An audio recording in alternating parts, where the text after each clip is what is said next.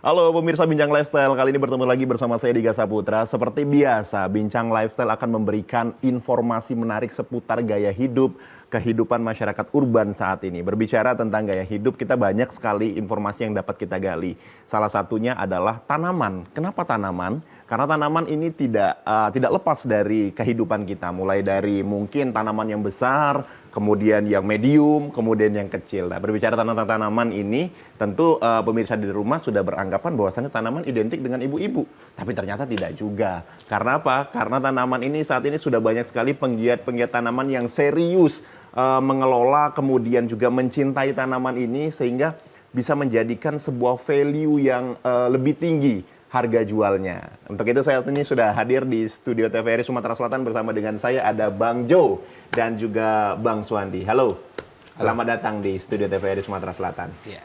Kita berbicara tentang tanaman ini mungkin di benak pemirsa, wah ibu-ibu nih. Karena banyak sekali kan, ada janda bolong ya kan, ada monstera dan lain sebagainya.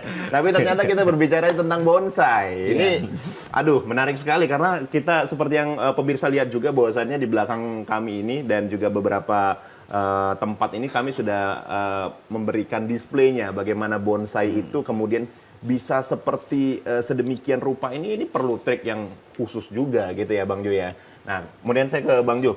Kenapa bonsai yang menjadi pilihan Bang Jo untuk apa ya menggiati tanaman ini, Bang? Oke, terima kasih Bang Dika. Jadi yang pertama mungkin dengan bonsai, ini salah satu media yang membuat diri saya sehat. Itu poin pertama. Sehat? Dan sangat mutlak. Oh gitu? Iya. Kok bisa sehat? Kenapa, Bang? Lantaran yang pertama, dari bonsai saya mempelajari satu prinsip, yaitu sering kita dengar optimis ya. Optimis. Karena dalam kita berbonsai itu, yang pertama kita harus mengikuti dari proses. Proses. Jadi seperti kita lihat, untuk saat ini tanaman yang ada di sini atau bonsai yang ada di sini, kita melihatnya sudah cantik seperti ini ya. Iya. Tapi di saat kita memproses bonsai ini sendiri, wah sangat luar biasa, proses sangat panjang sekali hingga mencapai ke titik seperti yang kita lihat pada saat ini. Iya. Oke. Kurang lebih berapa tahun untuk satu bonsai ini? Kalau untuk satu bonsai macam-macam. Di dalam bonsai itu kan banyak macam bahan yang kita gunakan. Oke. Misalnya kita mulai dari bahan yang dari kondisi bahan yang semak, terus bahan yang mungkin dia menggunakan tanaman perdu, dan mungkin lagi dia menggunakan tanaman yang besar. Jadi di saat kita menggunakan tanaman yang semak atau kecil, itu mungkin kita lebih cocok mainnya di kategori bonsai mame atau yang kecil seperti ini, di bawah 15 cm. Bonsai mame. Kenapa? Karena memang proses batang yang berasal dari tanaman karakter semak, dia tidak mudah untuk besar. Jadi kalau yang seperti ini memang ini kategori tanaman perdu. Jadi memang agak sedikit lebih cepat besar daripada tanaman si semak itu tadi. Sehingga di saat kita memberikan satu konsep seperti pohon yang ada di depan kita, ini mungkin kita lihat bisa mencapai usia 10 sampai 15 tahun hingga pohon itu sampai dikategorikan mateng. Ya optimis ya. Iya, optimis. Karena ada kesehatan melalui mental dan optimis untuk merawat itu kalau versi Bang Suwandi. Bang Jo, kalau versi Bang Suwandi seperti apa Bang? Optimiskah juga atau seperti apa melihat bonsai ini? Kenapa akhirnya jatuh cinta terhadap tanaman bonsai? Ya pada prinsipnya sama kayak Bang Jo bilang tadi kan. Ya bonsai pada prinsipnya membuat hidup ini lebih lebih hidup. Iya. Lebih hidup gitu. Lebih bersemangat. Karena apa? Yang kita mainkan ini atau kita kelola ini kan ada unsur oksigennya gitu kan. Jadi untuk keseharian tuh benar-benar sehat gitu kan. Ya sebenarnya obat anti stres lah gitu. Bonsai ini bisa menjadi obat anti stres. Jadi semua kita lagi mumet mikirin pekerjaan atau apa, begitu ngadepin pohon, itu nggak berpikir yang lain. Gimana Fokus pohonnya ya? baiknya? Fokus itu aja. Gitu. Akhirnya pemikiran kita teralihkan dengan jadi- merawat bonsai ini gitu. Iya.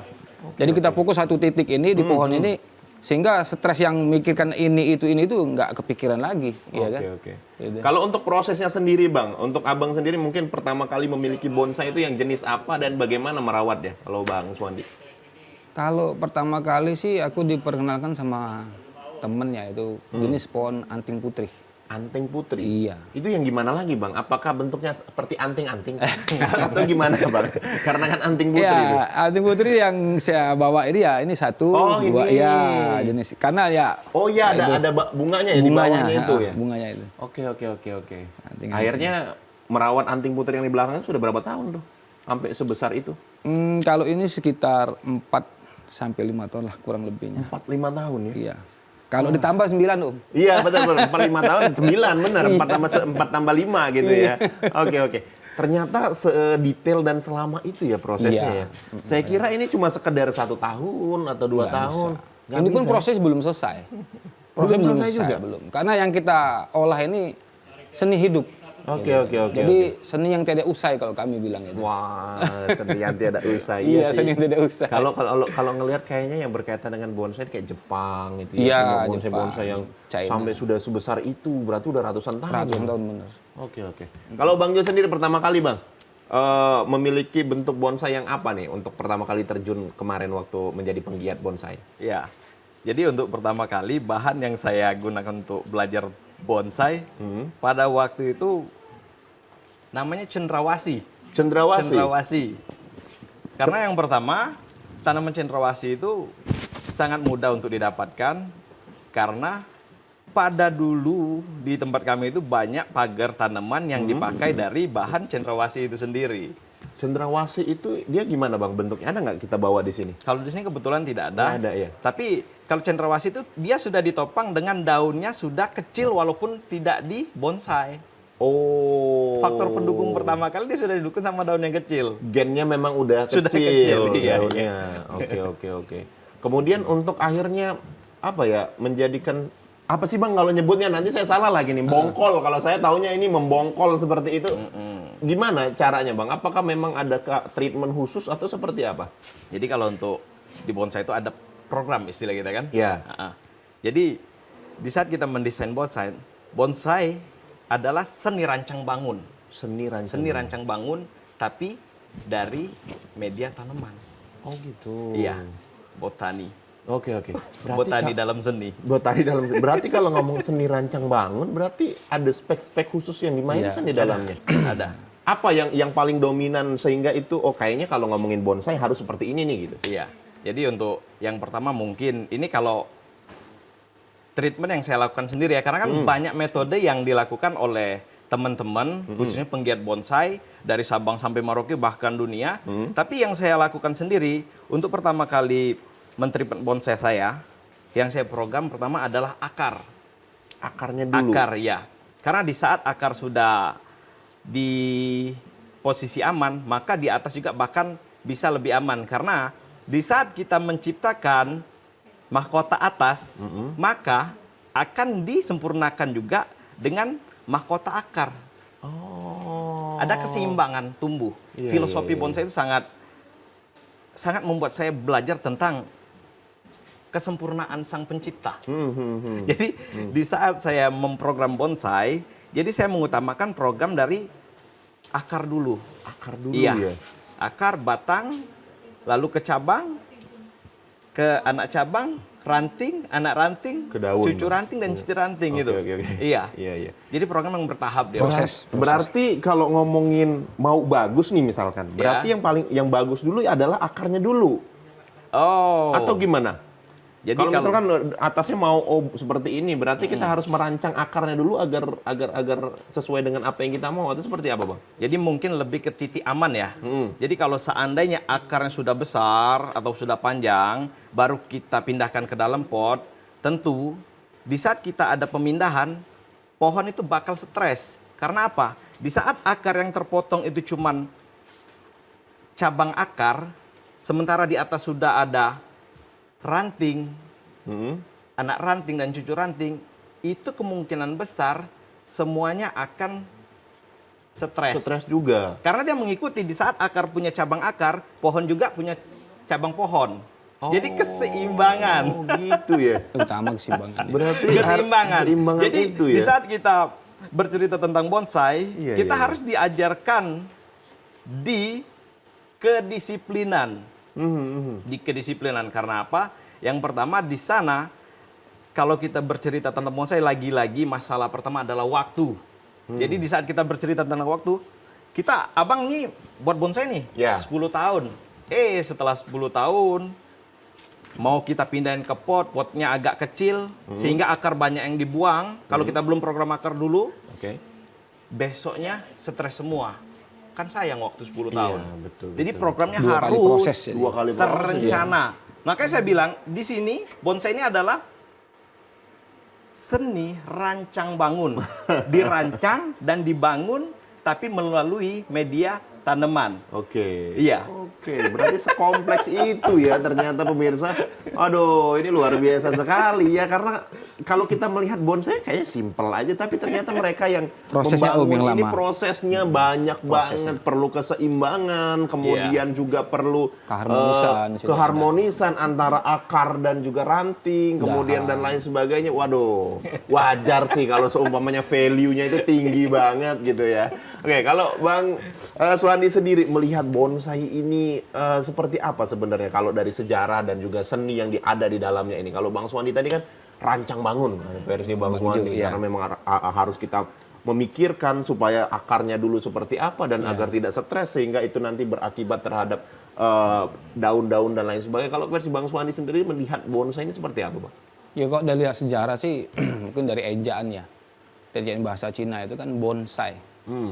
Jadi ya orang-orang awam kan berpikirnya apa sih arti bonsai gitu kan mungkin kan. Kalau bonsai itu kan bon kan suatu nampan.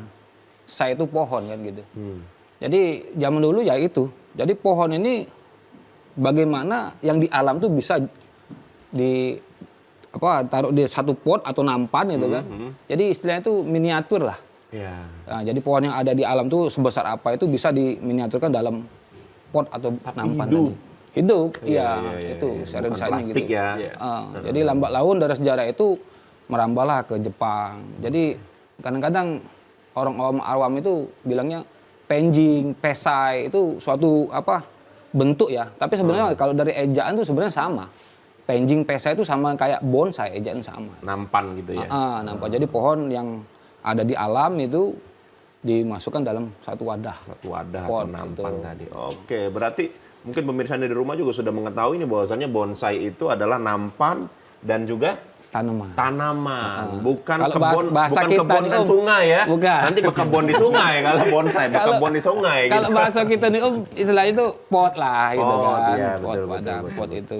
Tapi unik ya karena maksud saya gini, kalau bonsai ini apakah memang punya spek tanaman khusus atau Iya. sebenarnya seluruh tanaman di luar sana bisa dijadikan bonsai, Bang? Ada spek, ada kriteria. Jadi tidak semua pohon yang kerdil itu disebut bonsai. Tidak. Tidak ya. Ya kalau di masyarakat umum kan identiknya kecil nih, ini bonsai gitu kan. Bonsai. Pohon stunting. Jadi bukan itu sebenarnya. Bukan, jadi ya? untuk kriteria satu pohon bonsai itu harus ada kriteria. Satu, dia dikotil. Dikotil. Dikotil itu berkeping dua. Dalam artian dia punya akar yang tunjang. Jadi kuat untuk menopang satu badan atau pohon itu sendiri. Terus dia berumur panjang. Terus berkambium, ya kan. Jadi kalau kita main bonsai, umurnya setahun 2 tahun mati atau enggak tahan dan tidak anti stres gitu. Ya rasanya agak sia-sia kita bermain gitu kan. Jadi memang kita memilih pohon yang benar-benar pohon ini umurnya panjang. Gitu. Biasanya ngambilnya di bawah pohon-pohon yang besar itu atau gimana? Enggak. Jadi kalau sekarang sudah merambahnya kalau kami bilang sudah ada petani ya. Bibit ya. Jadi dulunya mungkin ada di alam liar, kita dongkel gitu kan. Nah sekarang sudah ada pembibitan, terus dari petani-petani sudah mulai beralih profesi ke bonsai ini karena secara ekonomi mungkin ya. Ya kalau kami bilang itu bonsai ini ekonomi kreatif. Iya betul. Jadi hobi tetapi menghasilkan cuan gitu ya. Iya, benar. Nah, memang butuh proses sangat panjang gitu kan. Semakin lama proses semakin tinggi value-nya. Jadi gini Om, sumama kita nih mau jual bonsai sumama ya. Untuk dengan harga fresh sekian gitu. Oke. Tapi ternyata pada saat itu nggak laku atau tidak terjual, jangan takut. Setahun kemudian, 2 tahun kemudian, itu value-nya lebih naik lagi. Oke, nanti kita akan berbicara bagaimana proses flow bisnisnya gitu ya. Nah, karena ini UMKM kan, maksudnya ekonomi kreatif. Benar, nih. benar, UMKM. Jadi bagaimana Ekonomi biar kreatif. pohon kita itu apa ya diminati, itu bagaimana trik-triknya, kemudian juga apakah memang sudah ada sebuah chatting bersama sehingga para penggiat ini, wah ini ada bonsai nih udah 7 tahun nih kita apa seperti apa. Mungkin pemirsa juga ingin mengetahui, tetaplah bersama kami tentunya di Bincang Lifestyle.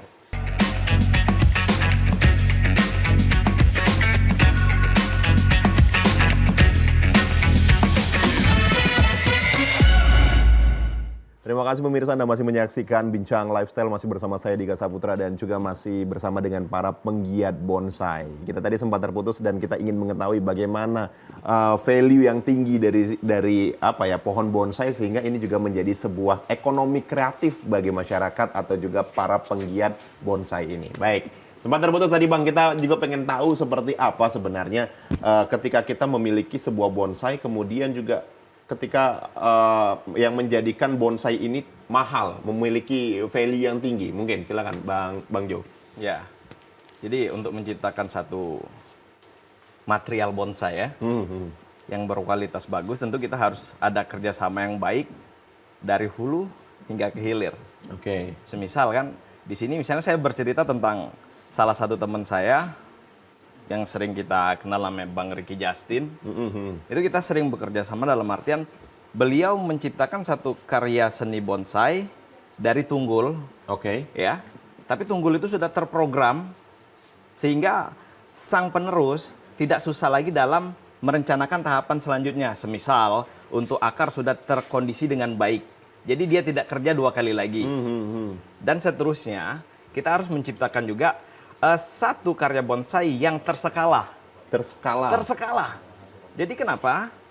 Satu nilai bonsai yang baik adalah bonsai yang terlihat memang benar-benar seperti satu pohon yang utuh.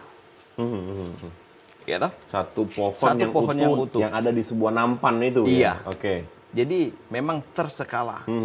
Mungkin dari gerak dasar, akar, batang, percabangan dan sampai ke subranting, semua itu bisa dengan satu aliran nada yang sama. Oke. Misalnya, di saat kita bercerita tentang gerak dasar pohon yang agak punya flow yang bergelombang, berarti itu harus diikuti dengan tahapan-tahapan selanjutnya mengikuti gerakan sebelumnya. Jadi dia harus konsisten. Karena apa? Harus konsisten. Karena di dalam filosofi bonsai itu kan, yang pertama, bonsai ini adalah rekayasa. Memang bonsai itu murni dibuat. Dan bonsai itu dinamis. Selalu berubah. Bisa berubah menjadi bagus, bahkan bisa berubah menjadi rusak. Tergantung si kreatornya itu sendiri. Oke. Dan yang ketiga, harus realitas. Kenapa kita berbicara realitas? Bonsai itu adalah miniatur kan, yang terskala. Jadi kita bercerita tentang realitas alam.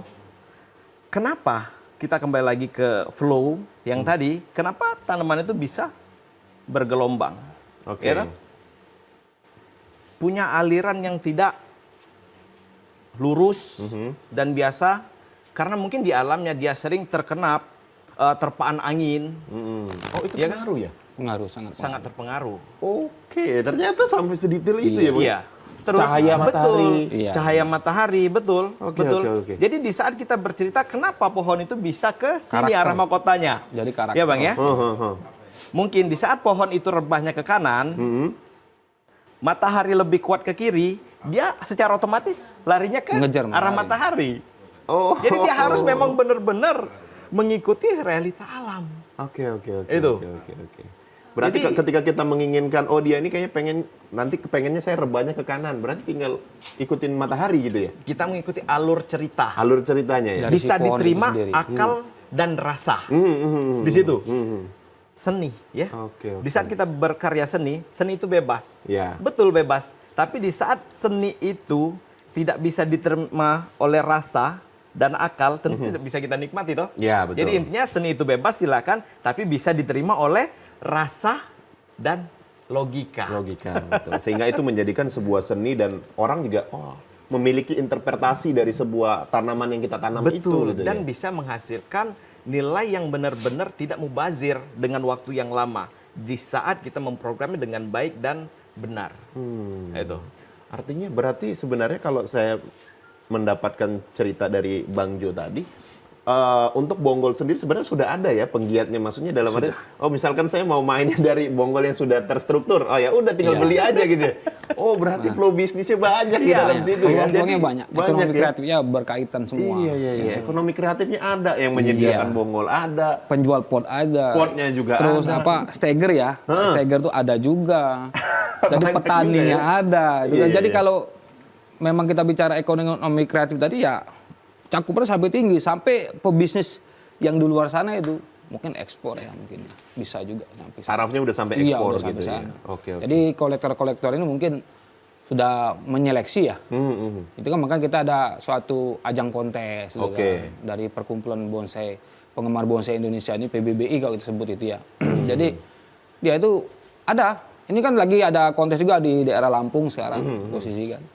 Mungkin dalam waktu dekat mungkin kita bisa pengajuan lah untuk Palembang nanti. Sana ya. Iya, biar Palembang bisa mengadakan kontes kembali gitu betul. kan. Karena dari situlah akhirnya tercipta flow bisnisnya Iya, gitu ya kan. dengan ada semarak kontes ataupun pajangan gitu kan. Jadi si pemula ataupun para pemain-pemain yang baru mau hobi gitu kan.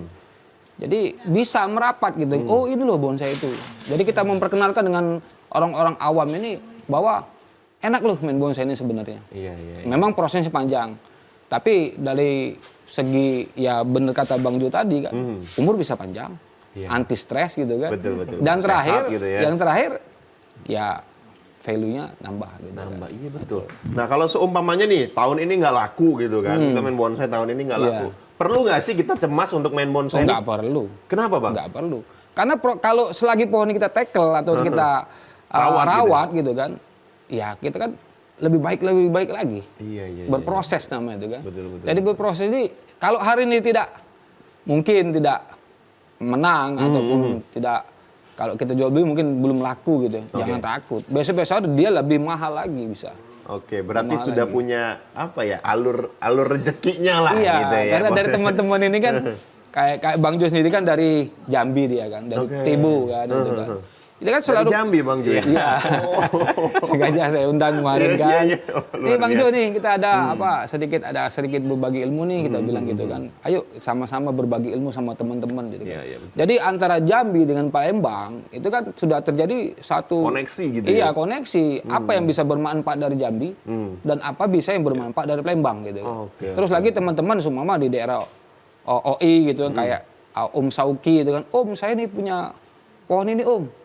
Gimana nih prospek ke depannya gini gitu kan. Iya. Kayak Bang Jo juga gitu. Nanti di Jambi dia bilang, "Oh, di sana ada bahan gini. Gimana nih, Bang? Gini gitu kan." Kita juga di sini gimana pemasarannya mungkin kan, dari segi pemasaran, dari segi produk lah gitu. Akhirnya terciptalah di situ floor bisnisnya. Iya, karena Kemudian ada kenalan, komunitas memang di ada situ. komunitas di dalamnya. Saling berbagi ilmu, sharing masalah ya kayak trainer gitu kan. Jadi di sini banyak sekali sekumpulan orang yang benar-benar Tertarik gitu ya. iya, di tertarik dunia terus bonsai. memang berguna bagi dia ke dalam keseharian gitu. Oke. Berarti dalam sebuah komunitas yang bisa kita sebut PBB, Persatuan Bapak-Bapak Bonsai. Tambah satu lagi B-nya. PBB gitu ya. PB3 gitu. Persatuan Bapak-Bapak Bonsai.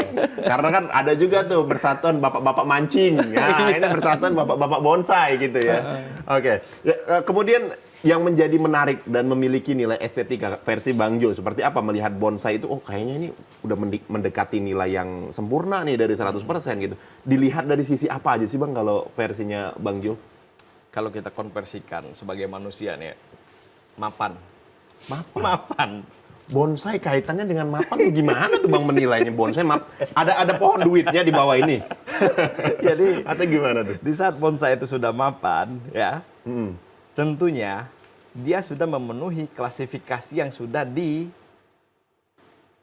atas. Oke. Dalam artian akar sudah sempurna, pohon sudah sempurna. Ntar dulu Bang, melihat Ya. akar yang sempurna itu gimana itu caranya? Kalau kami ya sebagai orang awam melihatnya sama saja nih. Akar bonggol seperti ini. Kalau versi para pencinta bonsai ini seperti apa melihat akar yang sempurna itu? Baik, di sini kita ambil satu contoh saja. Kita bercerita tentang bonsai dengan konsep naturalis.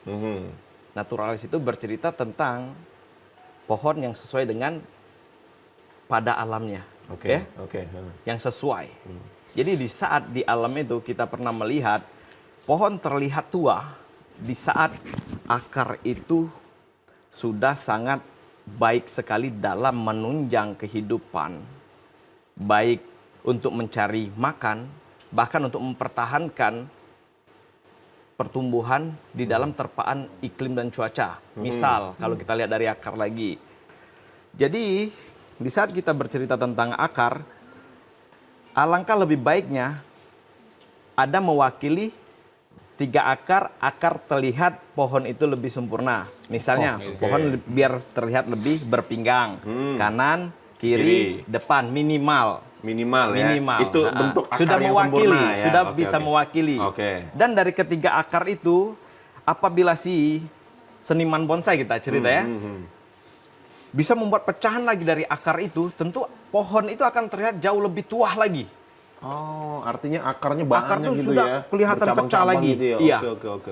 Jadi jangan langsung satu masuk selesai. Ya, Itu bagus. Bagus. Tapi kan terkadang orang ini selalu mencari hal yang baik ya. Iya.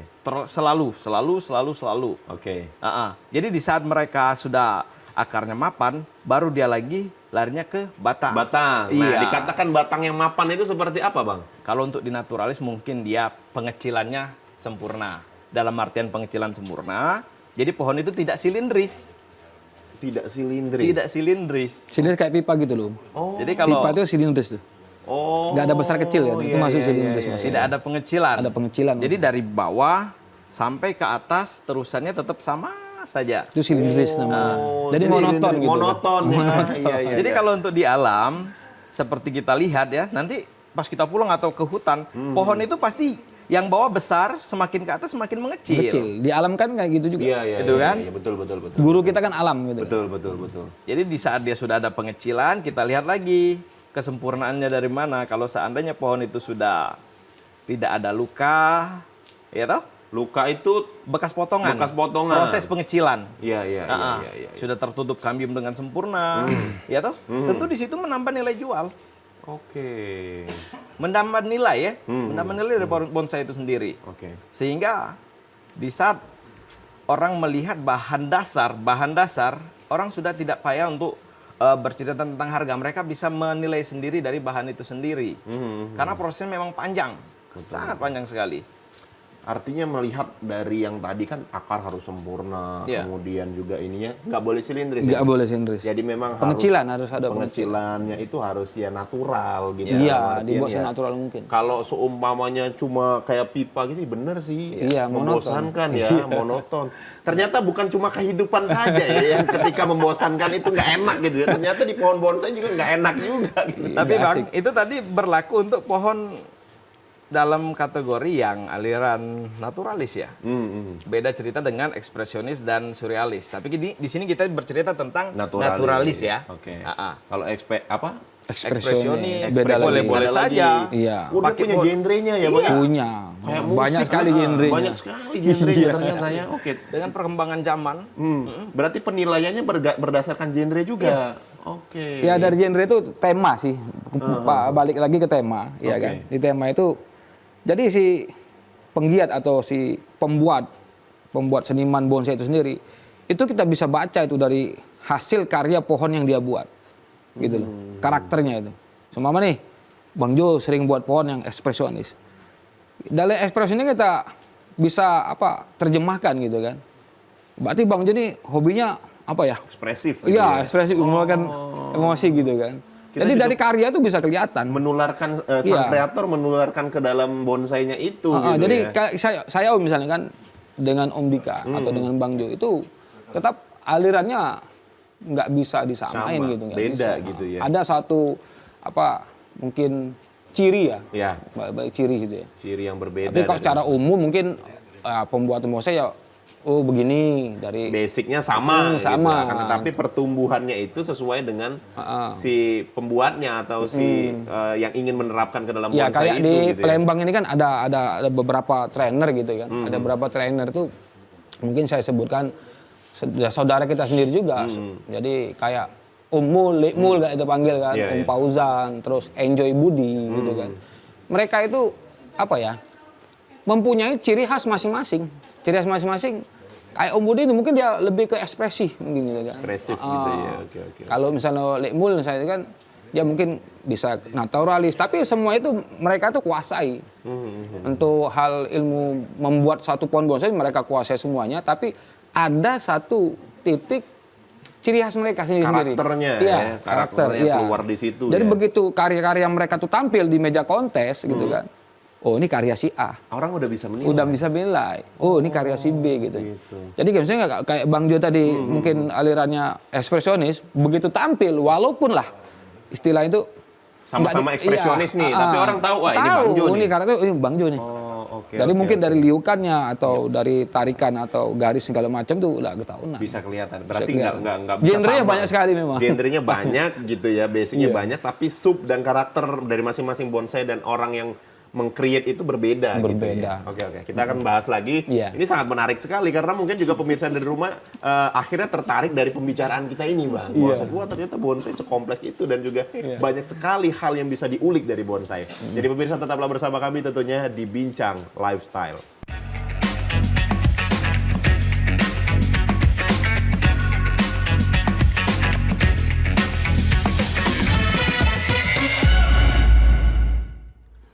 Baik, terima kasih pemirsa Anda masih menyaksikan Bincang Lifestyle, masih bersama saya Dika Saputra dan juga masih bersama dengan penggiat bonsai. Ada masih Bang Swandi, kemudian ada Bang Jo.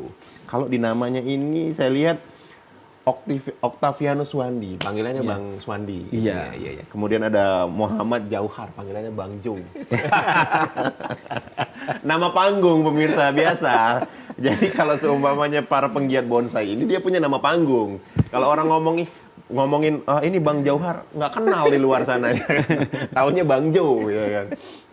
Oke, kemudian kita ke selanjutnya budaya. Sebenarnya kalau kita berbicara tentang bonsai ini, Bang Jo, budaya yang pertama kali ini adanya bonsai ini di mana pertama kali dan apa nilai-nilai yang bisa kita dapatkan dari bonsai ini ketika di negara ini seperti apa, kemudian masuk ke Indonesia, apakah berbeda budayanya atau seperti apa, Bang? Baik. Ini yang saya ketahui saja, Bang ya. Namanya kita sama-sama belajar di sini, kita juga sama-sama Iya. saling untuk belajar.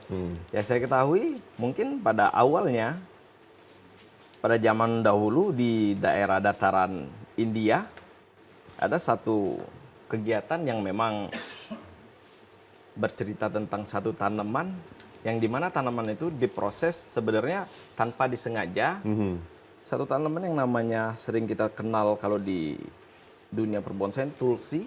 Tulsi kalau di Indonesia mungkin dia hampir mirip dengan sejenis tanaman kemangi. Oh. Jadi itu tanaman herbal yang secara spontan dipetik setiap saat untuk dijadikan tanaman obat. Oke.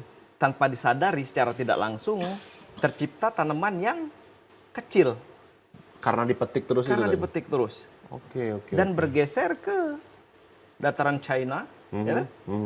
Di situ agak sedikit ada pengembangan tentang bonsai, ya toh? Dan bonsai itu dibuat sedikit lebih maju dan digeser sedikit dengan tanaman yang berumur panjang. Oke. Karena pengembangan lebih maju, akhirnya orang-orang China mulai mengembangkan dan melihat, wah ini kayaknya pohon-pohonnya lebih panjang, lebih asik nih dimasukin ke dalam ini Iya. gitu. Oke. Umurnya lebih panjang dan dipopulerkan dengan negara Jepang. Ya, iya sih. Makanya kita ketahui Betul. terkadang bonsai itu dari Jepang ya. Rata-rata Sebelum- iya. melihatnya tuh kayak Jepang banget nih kalau ngelihat bonsai itu Iya. sebenarnya. Karena Yang Jepang yang mempopulerkan. sudah mempopulerkannya. Iya. Ah, ah. Karena Jepang ya yang akhirnya ya sebenarnya kalau kita lihat basic ceritanya tadi India, China, kemudian akhirnya Jepang yang bisa mempopulerkan itu gitu ya. Dan masuk ke Indonesia itu mungkin pertama kali cuman untuk gaya hidup. Karena tidak semua orang pada saat itu bisa memiliki bonsai. Iya. Karena tidak semua orang. Karena value-nya sangat tinggi. Iya. Apalagi kalau kita berbicara di tahun-tahun sekitar 80 90-an itu orang memiliki bonsai rata-rata memang. Itulah makanya Om. Jadi gini Om ya. Jadi di bonsai ini terkesan identik hobi orang mahal gitu kan. Iya, betul. Tapi sebenarnya tidak di situ. Jadi seumpama kita nih orang awam ikut pingin atau belajar bonsai, ya monggo sama-sama kita belajar. Karena semua itu butuh proses, itu kan. Sama kayak kita lahir lah kayak apa gitu kan, dari bayi. Sama terapan bonsai pun gitu, dari bayi, dewasa, remaja gitu kan terus. Ya kalau kita melihatnya di tahun-tahun 90 2000-an itu memang sangat jarang Bang. Dan rata-rata memang adanya itu memang di tempat-tempat ya pejabat. Lucu ya tanaman ini gitu ya. Oke, akhirnya juga menjadikan itu mungkin framingnya dulu. Wah ini mahal nih gitu. Tapi sekarang akhirnya bergeser informasi juga cepat sekali. Dan sekarang kayaknya seluruh masyarakat sudah bisa untuk menanam itu. Dan juga karena mahal itu kan proses tadi. Kayak yang cerita kita tadi ya di awal-awal tadi. Jadi Bang Dika, untuk si bonsai tadi belum selesai kita teruskan.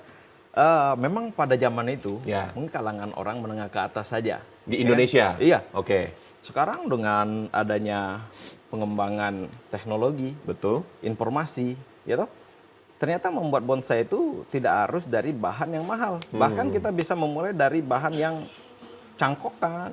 Oh, bisa dari stekan. Stek juga bisa. Stekan. Tapi memang di situ kita perlu proses yang agak lebih panjang. Karena waktu untuk membuat karakter pohon itu sendiri. Tapi kalau seandainya kita memang agak menghemat waktu, seperti saya bahas yang pertama tadi, kita bisa membeli dari konsep pohon yang sudah terkonsep dari akar dan batang. Jadi tinggal meluruskan ke terusan. Tahapan selanjutnya. Jadi Bang Dika nggak usah takut lagi kalau sekarang tuh harus merogoh kocek yang tinggi. Tidak. Rata-rata Bang, misalkan nih untuk awam misalkan mau beli bongkolnya tadi itu seperti kira-kira berapa Bang? Boleh disepil nggak harganya kira-kira? Tergantung kualitas. Jadi seandainya pohon itu memiliki kualitas yang bagus, bisa minimal kayak kita cerita anting putri saja yang saya pernah lihat dan saya pernah lakukan untuk transaksi itu di antara 1,5, 2,5 sudah dapat untuk yang kualitas lah ya. 1,5 juta sampai 2,5 juta ya. Tapi tidak menutup kemungkinan bisa dapat dari harga yang 50.000, 100.000. Jadi tergantung kitanya juga sebenarnya. Iya. Mau atau mau tidak. Mau memulai dari tahapan di level yang mana. Ya, tinggal pilih aja. Betul. Itu sih yang penting. Bang, mungkin bisa pemirsa di rumah juga ingin mengetahui bagaimana ketika kita mentreatment pohon ini. Misalkan ini punyanya Bang Jo atau? Punya saya. Oh, Bang Suwandi. Mungkin pemirsa yang ada di rumah bisa dikasih Bang. Dikasih treatment ketika ingin merawat pohon ini seperti apa gitu. Oh gitu. Mungkin silakan. Apakah kalau ini tadi kan dikawatin, saya lihat di sini diberi kawat gitu. Apakah itu juga sebagai metode atau seperti apa Bang? Ya tahapan sebenarnya. Tahapan. Ya. Mungkin langsung ke situ Bang, nggak apa-apa Bang. Kita langsung ke situ, Abang ke situ.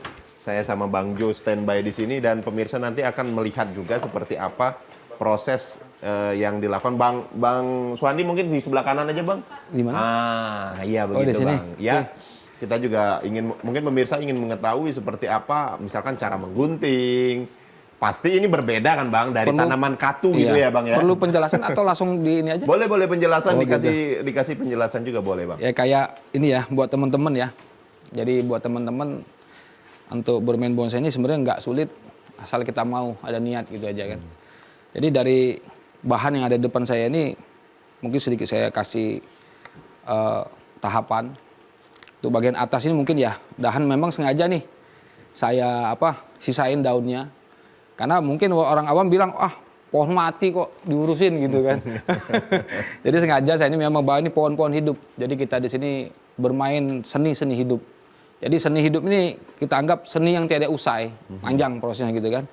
Ini untuk di atas ini ya ada sedikit tahapan, karena di atas ini untuk kanopi ya. Mungkin dahannya sudah terlalu besar, kita bisa langsung cutting atau kita potong gitu kan. Nah, tapi ingat, waktu pemotongan kita harus tahu tuh mata tunas atau mata bakalan dia tunas kembali. Jadi apa yang kita inginkan di mata tunas ini bisa tercapai gitu kan. Ya kita potong aja di sini. Tuh. Untuk bagian atas ya nih. Kalau di bawah ini sengaja saya belum potong karena perlu pembesaran lagi untuk mengejar keseimbangan dari si batang ini utama gitu. Ada berapa yang harus kita potong aja. Tuh. Alatnya pun sederhana, gunting bonsai juga. Untuk bagian atas. Kalau dia mengejar keseimbangan itu dibiarkan saja bang ininya, Dibiarin. pohonnya itu. Ya, kalau bahasa kita di loser gitu kan. Oke. Di los tapi ya dengan ya kembali lagi Om Dika. Jadi di bonsai ini kalau orang dulu bermain yang nggak terlalu mungkin ya mengikuti di bonsai, si pohon ini nggak dipupuk, justru di press ya, Iya, ditekan iya. gitu ya. Justru salah. Pohonnya harus tetap dijaga kesuburannya dari Tetap harus pemupukan. dijaga, Iya. Kalau nggak subur, bagaimana dahan ini bisa lebih besar gitu kan? Iya, iya. Mau cepat besar kan untuk ngejar keseimbangan ini, itu aja. Kalau Sekarang- dulu kan kesannya kalau seumpamanya mendapatkan pohon yang kerdil ya udah press aja gitu. Nggak perlu ternyata dikasih salah. pupuk biar dia kecil kerdil gitu ya. Iya, ternyata Tapi ternyata perlu juga ya pupuk ya. Iya, harus seger dia, harus subur gitu kan. Oke. Jadi sekompleks itu ya Bang Jul Iya. kita ngelihatnya bahwasannya memang oh ternyata di dalam sebuah pohon bonsai ini perlu juga nih pengetahuan, kemudian sharing juga. Kalau Bang Jul sendiri versi treatmentnya seperti apa Bang yang dilakukan kalau untuk bonsai? Tentu yang pertama kita harus diperhatiin media tanam. Karena kan nutrisi yang melengkapi daripada tanaman, kebutuhan tanaman itu ada di media tanam itu. Di media tanamnya. Media tanamnya. Tetap air, pupuk itu segala macam. Kalau air itu mutlak. Oh, harus ya. Karena kan yang pertama kan media yang ada di bonsai itu sangat dikit sekali. Sehingga di saat ada paparan sinar matahari, di sana akan bisa melakukan terjadi penguapan yang sangat cepat. Ya toh? Iya. Jadi kita harus selalu menjaga kelembapan dari tanaman itu sendiri. Oke. Kalau untuk apa ya? Itu kan apa Bang? Potnya ini apakah memang harus punya ukuran seperti itu atau lebih besar lagi atau gimana? Di saat kita melakukan program pembesaran, tentu kita menggunakan pot yang lebih besar. Oke. Ah, Agar nutrisinya lebih banyak gitu ya. agar nutrisinya lebih banyak. Ya. Tapi kalau di saat kita sudah ingin mengikuti eksebisi atau kontes, kita harus mengikuti regulasi yang sudah ditetapkan dari kontes itu sendiri. Ada regulasinya juga. Ada. Berkaitan dengan potnya ini juga. Berkaitan dengan pot, karena di sini menunjang dari penampilan tanaman itu sendiri. Oke. Itu. Oke. Berarti ketika Oh, ikut iya. regulasi walaupun sudah ditaruh di sini, misalkan regulasinya Ya ini mengharuskan buat kita sobat-sobat bonsai, pot kecil ya boleh gitu ya. Harus iya. kita rubah gitu. ini kawat. Bang itu kawat buat apa Bang ini? Bang Suwandi? Untuk wiring, pengawatan, jadi pembentukan. Dan kawatnya sendiri ada ukurannya dari 1 sampai nomor 6 ya. Jadi 1 juga ada 1,5, 2 juga ada 2,5 gitu kan. Untuk proses wiring atau pembentukan pengarahan lah, diarahkan. Mungkin saya kasih simple dikit ya. Iya. Kayak contoh sedikit. Pengarahan dahannya Iya, atau pengarahan gimana, dahan. Bang? Pembentukan lah. Pembentukannya mungkin saya ini sedikit. Kasih sampel dikit lah. Sebenarnya kawatnya nih agak kebesaran nih, tapi nggak apa-apa lah. Ya, Oke. Ternyata pakai kawat juga ya. iya.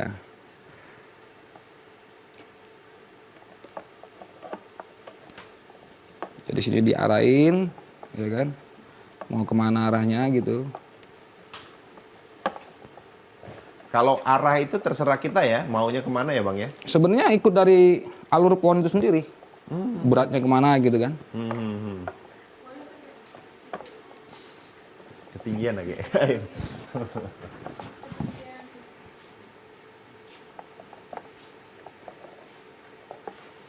Oke. Kalau yang dahan yang Bang Suwan dipotong tadi, apakah itu sudah dahan-dahan yang sudah tidak terpakai atau seperti apa Bang? Untuk melihat, oh ini kayaknya udah pantas dipotong nih. Iya, benar. Jadi ada bagian-bagian yang harus kita potong ya kayak tadi ya. Kita kan untuk mecah cabang. Jadi jenis dari pohon anting putih sendiri kan dia mata tunasnya 2 nih. Oke. 2 nih mata tunasnya kan. Jadi begitu kita potong di atas mata tunas ini dia tuh cabang 2. Jadi seumpama pengecilan dari kayak body ini pengecilan ke atas itu 2 potong metu 2, potong lagi metu 2 lagi. Nah itu jadi semakin dia rapat mungkin kayak itu udah bisa kita lihat kan. Semakin rapat itu pohon sancang. Oke. Jadi semakin merapat lagi dia. Gitu. Dari ini tadi mungkin kita bisa gerakin arahnya kemana ini kan. Kalau nggak kita kawat kan patah dia. Nah, itu. Karena ini ya, panjang ya dia ya. Iya, nah gerakan kayak ini. Nah, mungkin sampelnya kayak itu mungkin. Oke. Proses pembentukan. Biasanya untuk treatment pengawatan itu Bang, apakah memang untuk dahan-dahan saja atau seperti apa Bang? Kalau dari proses awal sih dari batang pun bisa. Kalau misalnya proses kita dari bibit ya, dari semai biji ya, itu langsung bisa. Kayak Bang Jo bilang tadi untuk ekspresionis itu bisa diliukin bisa. Oh. Gitu. Oke. Kalau ini kan jenisnya dia sakan. Sakan atau informal gitu kan. Jenisnya informal.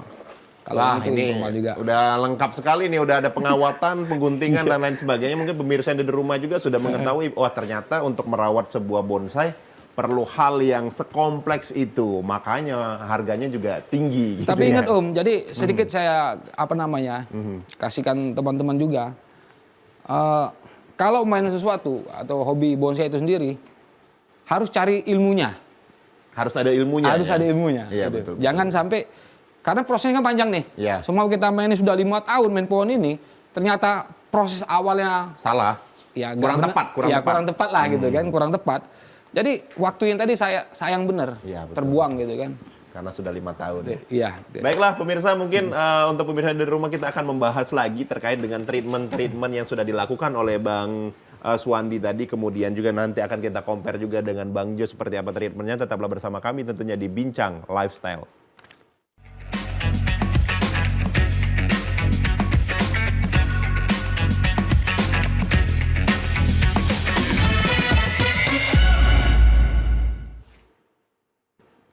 Terima kasih pemirsa, Anda masih menyaksikan Bincang Lifestyle, masih bersama saya Dika Saputra dan juga masih bersama dengan penggiat bonsai. Ada Bang Jo, kemudian ada Bang Suwandi. Bang Suwandi, mungkin sedikit saran dan masukan untuk para bapak-bapak di luar sana atau masyarakat awam yang ingin bermain bonsai. Silakan Bang Suwandi. Maksudnya saran nanti? Ya, saran untuk ingin memulai turun ke dunia bonsai. Mungkin saya ulang tadi, dari awal tadi bilang, jangan takut bermain bonsai, gitu kan. Karena memang hobi ini menjanjikan dari buat diri kita sendiri, mungkin untuk halayak sama-sama. Terus di sini kita mendapatkan suatu persaudaraan, kayak aku dengan Bang Jo. Mungkin jauh ya, Jambi, Palembang gitu. Dan saya teman-teman saya di Mantapura atau di Jawa sana kayak Wono Panjopen atau Kang Jenny di sana kan. Jadi selama kita nggak kenal jadi saudara gitu. Selama kita nih, Bang, saya mau ke Jawa nih, gimana nih? Ya. Udah Bang, sini aja, kayak saudara benar. Nah itu. Jadi jangan takut main bonsai karena memang bonsai itu butuh proses ya, butuh proses. Ingat, kalau bermain bonsai itu cari ilmunya. Jangan sampai waktu terbuang percuma karena prosesnya panjang kan. Jadi kalau nggak tahu ilmunya, ya itu tadi habis lah kita. Begitu kita turun, semua kita ikut ajang kontes nih. Untuk dasar-dasar penilaian mungkin nggak masuk gitu kan, boro-boro mau menang gitu. Jadi di sini kita harus ikuti alur tita pohon itu sendiri. Kedua, besoknya pohonnya bisa diketengahkan gitu. Paling ya itu tadi saran-saran teman-teman, jangan takut bermain bonsai, ya mencoba cari ilmunya, siapa yang mempunyai ilmu untuk di dunia bonsai ini. Bonsai itu sendiri. Oke, kalau versinya Bang Suwandi adalah mencari ilmu Bang Jo. Iya. Sebelum memulai semua harus ada ilmunya. Bahkan makan pun kalau nggak ada ilmunya susah juga gitu ya. Walaupun sebenarnya bisa. Tapi begitu ada ilmunya lebih pas. Oke, silakan Bang Jo. Iya, mungkin sama yang dibilang dengan Bang Suwandi. Segala sesuatu memang harus dibarengi dengan bekal ilmu ya. Jadi minimal kita mengetahui regulasi kalian itu mau kemana. Ya toh? Kalau seandainya cuma bonsai untuk senang-senang ya sudah, silakan kalian bekerja dengan senang-senang hati kalian. Tapi di saat kalian ingin menjadikan satu karya seni bonsai sesuai dengan apa yang ada di konsep meja pertarungan, ya toh, di gelanggang, kita harus mengikuti regulasi yang berlaku dalam penilaian si juri itu sendiri, sehingga kita tidak membuang-buang waktu. Dan buat teman-teman pecinta bonsai pada umumnya, khususnya teman yang di Palembang dan di Kabupaten Tebo dan teman yang di Jambi, jangan khawatir untuk tidak bisa mendapatkan bonsai yang baik. Karena apa? Di saat kita punya keinginan, kita punya kelompok pertemanan yang baik, nanti bisa tuh teman-teman bisa saling memberi. Ya, betul. Satu persatu informasi dan lain sebagainya. Oke, baik. Sekali lagi terima kasih Bang Suwandi, Bang Jo sudah bergabung bersama kami di Studio TVRI Sumatera Selatan, dan juga pemirsa. Tidak terasa sudah kita berada di penghujung acara, dan tadi sudah luar biasa banyak sekali ilmu yang kita dapatkan dari para penggiat bonsai. Dan kita juga akan bertemu kembali tentunya di Bincang Lifestyle berikutnya. Sampai jumpa.